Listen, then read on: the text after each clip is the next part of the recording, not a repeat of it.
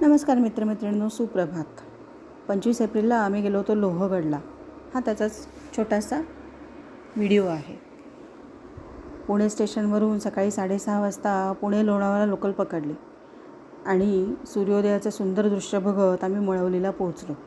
मळवलीवरून private गाडीने आम्ही लोहगडवाडीला पोहोचलो. लोहगडवाडीला फेरफटका मारून नाश्ता करून गडाचे दरवाजे उघडण्याची वाट बघत बसलो. गडाचे दरवाजे सकाळी 9 वाजता उघडतात. गडाचे दरवाजे उघडल्यावर तिकीट काढून ट्रेकला सुरुवात केली. लोहगड ट्रेक अतिशय सोपा ट्रेक आहे, फ्रेंडली ट्रेक आहे.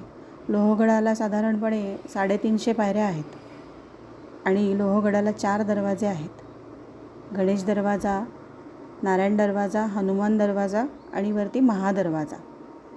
गणेश दरवाजाकडे जाताना हे असं सुंदर दृश्य दिसतं.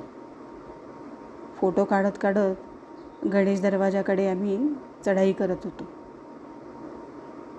आणि हे बघा, हा पोचलो आपण गणेश दरवाजापाशी. हा आहे गणेश दरवाजा.